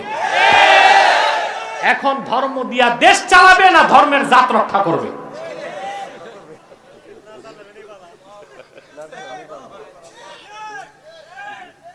দুই, আপনারা জানেন হিন্দুরা গো হত্যাকে মহাপাপ মনে করে, ঠিক কিনা?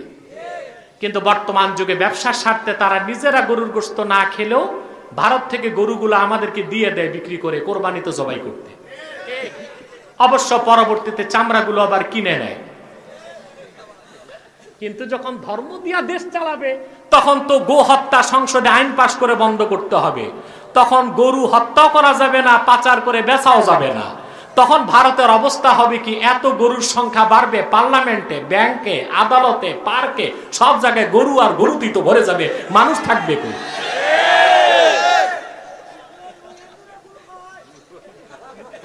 কথা বলো না, বসো। প্রিয় ভাই বন্ধুগণ, যদি বলেন ইহুদি ধর্মের লোককে ধর্ম দিয়া দেশ চালাও, ইহুদিদেরকে যদি বলি, তারা নবী মানে 2 জনকে। একজন হলো ডেভিড, যাকে আমরা বলি দাউদ আলাইহিস সালাম। ওল্ড টেস্টামেন্ট ওনার নাম হচ্ছে কিং ডেভিড, রাজা ডেভিড, দাউদ আলাইহিস সালাম। বাইবেলে এসেছে ওল্ড টেস্টামেন্টে তিনি 390টি বিয়ে করেছেন। অবশ্য কোরআন বলেছে 100, আমরা কোরআনেরটাই বিশ্বাস করি, ঠিক কিনা? এখন ধর্ম দিয়া দেশ চালানোর নবীর আদর্শ মানতে হবে, তাহলে তাদের প্রত্যেক ইহুদিকে রাষ্ট্রীয়ভাবে আইন করতে হবে যেন কমসে কম 100টি করে বিয়ে করে। তাতে মানুষের জীবন চলবে? কথা বলেন। আপনার খ্রিস্টানদেরকে যদি বলেন তোমরা ধর্ম দিয়ে দেশ চালাও, আপনারা জানেন জেসাস যাকে বলা হয় ঈসা রুহুল্লাহ, তিনি বিয়ে করেন নাই, 40 বছর বয়সে আল্লাহ তাকে আকাশে উঠায় নিয়েছে। আর খ্রিস্টানরা বিশ্বাস করে ক্রুসিফিকেশন, তাকে ক্রুশবিদ্ধ করে হত্যা করা হয়েছে। আমরা এটা বিশ্বাস করি না, ঈমান থাকবে না। আল্লাহ বলেছেন ঈসাকে হত্যা করা হয় না, তাকে আকাশে উঠানো হয়েছে। কিয়ামতের আগে আল্লাহ তাকে পাঠাবেন মুহাম্মদ সাল্লাল্লাহু আলাইহি ওয়াসাল্লামের উম্মত হিসেবে। কিন্তু আমাদের সাথে খ্রিস্টানরাও একমত, তিনি বিয়ে করেন না। তার রাষ্ট্রীয়ভাবে তার আদর্শ প্রতিষ্ঠিত করতে গেলে আইন করতে হবে, কোনো খ্রিস্টান বিয়ে করতে পারবে না। তো এক সময় দেখা যাবে খ্রিস্টানদের কোনো সংখ্যাই থাকবে না, রাষ্ট্রই তারা হারায় ফেলবে। কারণ রাষ্ট্র হতে দুইটা জিনিস লাগে, নির্ধারিত ভূখণ্ড আর নির্ধারিত সংস্কৃতি ও ভাষার জাতি। জাতি আছে, ভূখণ্ড নাই, রাষ্ট্র না। ভূখণ্ড আছে, জাতি নাই, রাষ্ট্র না। তাহলে তারা ধর্ম দিয়ে দেশ চালাতে গেলে দেশ বলতে কিছু থাকবে না। রইল বৌদ্ধ ধর্মের। বৌদ্ধ ধর্মের অন্যতম নীতি জীব হত্যা মহাপাপ। তারা রাষ্ট্র ক্ষমতায় বসলে চোর, ডাকাত, হত্যাকারী এদেরকে কোনো শাস্তি দিতে পারবে না। দেখা যাবে অপরাধ এত বাড়বে, দেশ থাকবে ভালো মানুষের হাতে না সব চোর ডাকাতের হাতে। একমাত্র কোরআন সুন্নাহ দিয়ে মুসলমান সমাজ, রাষ্ট্র চালানোর ক্ষমতা রাখে। সেই জন্য কোরআনের দাওয়াত সার্বজনীন। আল্লাহ তৃতীয় এজেন্ডা দিয়েছেন, ওয়াতাওয়াসাউ বিল হক, পরস্পর পরস্পরকে সত্যের দাওয়াত দিবে। বলে সুবহানাল্লাহ। সত্যের দাওয়াত কি? নিজের কাছে সত্য নাই, সত্যের দাওয়াত দিবেন নাকি? কথা বলেন। এখন তো অনেক অফিসার, অনেক বুদ্ধিজীবী এখন আমাদেরকে তাফসীর শোনাইতে চায়, ফতোয়া দিচ্ছে ওনারা, ফতোয়া দিচ্ছে ওনারা, কোরআন হাদিস থেকে ফতোয়া দিচ্ছে ওনারা। আহারে, মনে হয় পেশাব করে পানিটাও নেয় না ঠিক মতো। যে জিজ্ঞেস করা হয় ওযুর ফরজ কয়টা, তা বলতে পারবে না। যদি বলা হয় সূরা ফাতিহা একটু পড়েন, দাঁত ভেঙে যাবে। যদি বলেন একটু তরজমা করেন, বেহুশ হয়ে যাবে। ফতোয়া দেয় কোরআন হাদিস থেকে, না এই কাজ আপনার না, এই কাজ আলেম ওলামার, ঠিক কিনা বলেন? 4 নাম্বার কাজ, ওয়াতাওয়াসাউ বিস সাবর, পরস্পর পরস্পরকে ধৈর্যের উপদেশ দিবে। বলেন সুবহানাল্লাহ। আপনি যখন কোরআন সুন্নাহর কথা বলবেন, কোরআন সুন্নাহ ভিত্তিক জীবন গঠনের প্রত্যয় নিবেন, আপনার উপর আঘাত আসবে, হিংসুক হিংসা করবে, নিন্দুক নিন্দা করবে, অত্যাচারী অত্যাচার করবে, জালেম জুলুম করবে, তিরস্কারকারী তিরস্কার করবে, শাসকের রক্তচক্ষু, হিংসুকের হিংসা, নিন্দুকের নিন্দা, শয়তানের ওয়াসওয়াসা, সব কিছুকে ডিফেন্স দিতে হবে ধৈর্যের মহৎ গুণের মাধ্যমে। ওটা সাবর, ওটা কি সাবর, ওটা কি সাবর, এটা ধৈর্য। মুমিনের সবচেয়ে বড় রত্ন তার চরিত্রের ধৈর্য বা সাবর। বলেন সুবহানাল্লাহ। কিন্তু যেই জাতি সবচেয়ে ধৈর্যশীল হবে, সে মুসলমান এখন ধৈর্যের পরিচয় দিতে পারে না। মনে করুন এখানে তো কোনো সিন্নি নামাজের ব্যবস্থা নেই, আছে? এত মানুষকে দিবে কোত্থেকে সিন্নি নামাজ? সমস্যা তো। যদি সিন্নি নামাজ দেওয়া হইতো, ডেক 10টা রাখা হইতো, আপনারা নিয়ে নিয়ে খান, কয়জন পাইতো? কথা বলেন। হ্যাঁ না, যদি দেওয়া হইতো 10টা ডেগে বিরিয়ানি আছে, আপনারা সুশৃঙ্খল ভাবে নিয়ে নিয়ে খান। কিছু মানুষের মাথা থাকতো মাটিতে, কিছু মানুষের হাত ভাঙ্গা, কিছু মানুষ ডেগের ভিতরেই ডুবতো, ঠিক কিনা? এ হল আমাদের সবর, এ হল আমাদের ধৈর্য। আমাদের যে কি ধৈর্য তা দেখেন না? ঈদের সময় লঞ্চে 700 লোকের জায়গায় 2100 লোক উঠে, তারপর পদ্মার মাঝখানে যে সলিল সমাধি, ঠিক কিনা? বাসে, রেলে, সব জায়গায় আমরা অধৈর্যের পরিচয় দিই না। মুমিনের অন্যতম চরিত্রিক ভূষণ হলো ধৈর্য বা সাবার। বলেন সুবহানাল্লাহ। এটা 3 প্রকার। কয় প্রকার? একটা হলো আস-সাবরু আলা নাওয়াইব, বিপদে আপদে ধৈর্য ধারণ করা। আরেকটা হলো আস-সাবরু আলাল মাআসি, গুনাহের কাজে আপনাকে ধৈর্য ধারণ করতে হবে। যার ধৈর্য নাই সে গুনাহ থেকে বাঁচতে পারবে না। আরেকটা হলো আপনার সবর ধারণ করতে হবে আপনার নেক কাজে। কোন কাজে? ন্যাক কাজ করতে ধৈর্য লাগবে। যার ধৈর্য নাই ও দেখবেন মসজিদে বেশি সময় থাকতে পারে না। স্টেডিয়ামে যে 3 ঘন্টা খেলা দেখবে ওর চুলকানি হয় না। ইমাম সাহেব যদি 5 মিনিট দেরি করে নামাজে, তার হাঁচি, কাশি, ঢেকুর, চুলকানি, অ্যালার্জি সব শুরু হয়ে যায়। ঠিক কিনা? আমাদের সমাজে যে লোকটা কারো সাথে পারে না, তার মাতব্বরি চলে ইমাম সাহেবের সাথে। ঠিক কিনা? দূরবীন নিয়ে পিছনে থাকে ইমাম সাহেব কয়টা গুনার কাজ করছে, নিজে এক ওয়াক্ত নামাজ পড়েন। ঠিক কিনা? এত মানুষ নিচু প্রকৃতির, তাকায় তাকায় দেখে ইমাম সাহেবের কি দোষ পাওয়া যায়। নিজে পেশাব করে পানি নেয় না, ইমাম সাহেব ডিলা কুলুক নিছে কিনা, তারপর ফালাফালি করছে কিনা তাও দেখে। কেন আপনি ইমাম সাহেবের এত দোষ ধরবেন কেন? সমাজের সবচেয়ে অ্যারিস্টোক্রেট পার্সন হলো ইমাম, সবচেয়ে দামি ব্যক্তি হলো ইমাম। ঠিক কিনা বলে? ইমাম সাহেবকে কথা শোনান, বেতন দেন কত? দারওয়ানের বেতন দেন 7,000 টাকা, ইমামের বেতন 3,500 টাকা। দারওয়ানের মর্যাদা অত দিতে পারলেন না। আমি বলবো প্রত্যেকটি মহল্লার জামে মসজিদের বাংলাদেশে ইমামের সর্বনিম্ন বেতন হতে হবে 10,000 টাকা। রেশন হবে ফ্রি, আর তার বউ রাখার জন্য ক্লোনি দিতে হবে।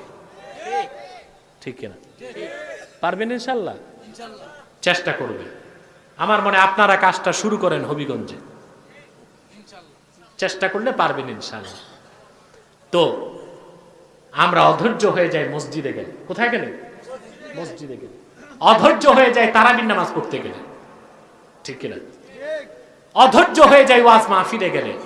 আমাদেরকে ধৈর্য ধারণ করতে হবে দিনের কাজে, গুনাহ থেকে বাঁচার ক্ষেত্রে, নেক আমলের ক্ষেত্রে। পারবেন তো ইনশাআল্লাহ? আল্লাহ পাক কবুল করুক, মঞ্জুর করুক, বলুন আল্লাহুম্মা আমিন।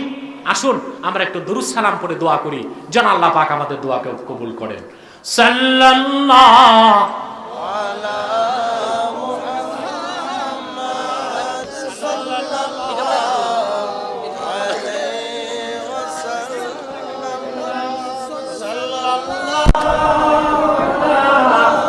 মুহাম্মদ সাল্লাল্লাহু या नबी सलाम अलैका या रसूल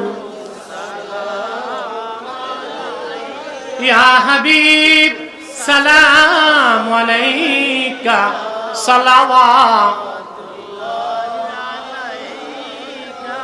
मुहम्मदुन रसूलुल्लाह सल्लल्लाहु अलैहि वसल्लम खतमल्लाहु बिहिन नबुव्वह व हकमन ला नबिय्या बअदहु या नबी सलाम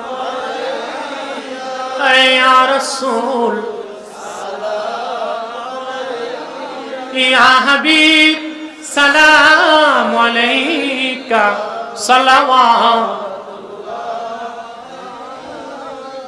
بلغ العلا بكماله